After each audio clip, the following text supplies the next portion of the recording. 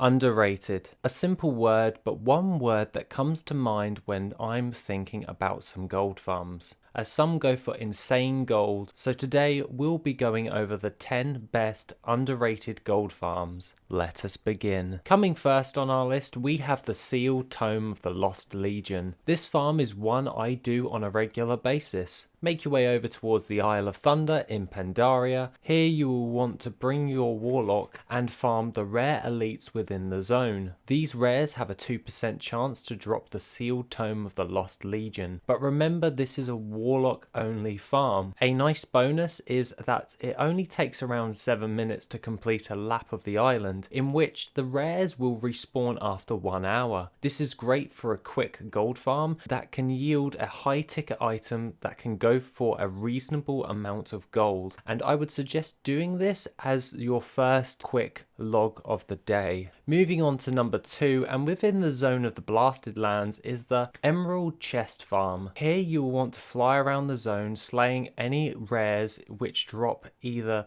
the flawless Dranathis spheres and imperfect Dranathis fragments. These quest items can be sold in the auction house for a decent gold value, but if you are feeling lucky you can turn these into the quest giver in the same zone, rewarding you with these chests, which can have a chance of obtaining some really expensive transmogs that can be sold on the auction house for a good rate. One that springs to mind is the Imperial Chain Robes, which I've gotten multiple times from this and excels for a decent chunk of gold also. Following on to number 3, we have an oldie but a goodie. This is the Felt Iron Ore Farm within the zone of Hellfire Peninsula. This zone yields purely Felt Iron Ore. This is perfect, as Felt Iron Ore is one of the best materials from this expansion, which also sells at a reasonable gold value along with a steady rate of sale. Typically I will suggest Terracar Forest due to the variety of different materials that can be farmed and sold,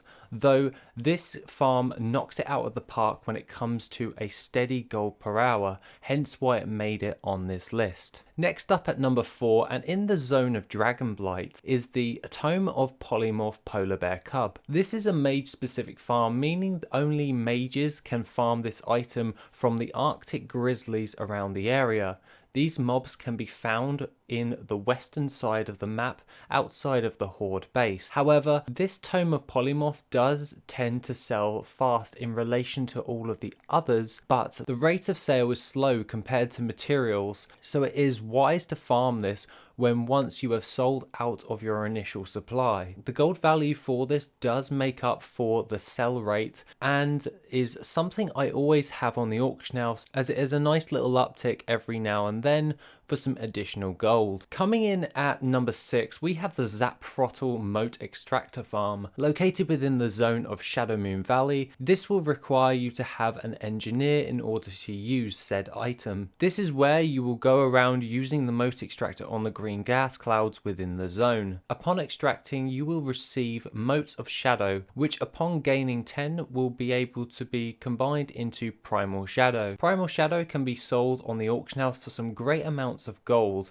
and instead of grinding mobs, this is more of a lazier approach with a great gold per hour on average. Staying within the Outland and located in all zones is the Burning Crusade Chest Farm. This is where you'll be flying around the zone to all spawn locations of TBC chests, and as such looting these. Though to make your life easier, I would recommend using the add-ons GatherMate 2 and GatherMate 2 Data to display all spawn locations on the map. This will make it easier to fly to the location and find the chests which contain some amazing TBC transmog items. On average, these items have a high value due to a lot of them only being obtained through these chests, making it a great alternative farm for you to do if you fancy doing something a little bit different. Next up at number 7, we have the Rogue specific farm located in Hrothgar's Landing, which is located on the island north of Icecrown. You'll be using your Rogue to pickpocket the Kavaldir around the area.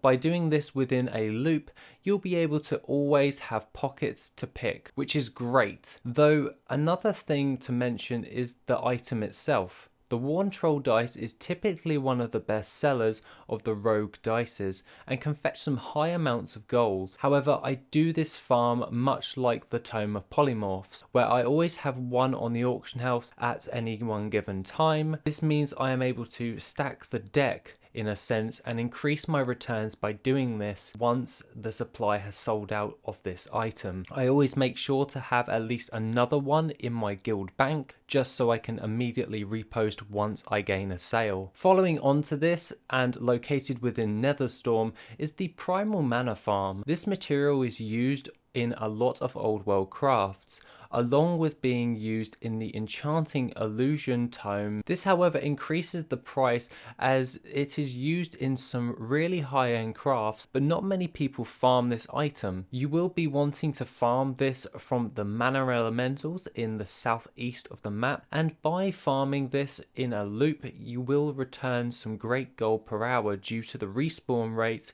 being one of the best farming materials within the Burning Crusade. Coming in at number 9, and one of my tried and true ways, is the Battered Hilt farm. Located within the dungeon the Pit of Sauron on heroic difficulty. You'll be wanting to gather up all of the trash, burning them down for this item. However, you will be wanting to slay the trash, as by slaying the bosses will lock you to the dungeon for the day. Once you have done this 10 times, by resetting the instance, which should roughly take around 20 minutes give or take, you will be able to have a good chance in getting this high ticket item. As a side note, I would recommend getting a tailor and then bringing them with Northrend's scavenging for additional cloth to sell on the auction house. Coming in last on this list, and one farm I have been doing quite a lot of recently, is the Dark Iron and Blood of the Mountain farm. Located within the raid of the Molten Core, you'll be bringing your miner to mine the dark iron ore inside of the instance. Though the Darkmoon Firewater potion is helpful in regards to increasing gathering speed, as next you'll be slaying the trash mobs, the Molten Destroyers, for a chance of obtaining the Blood of the Mountain, which also sells for an amazing gold value also.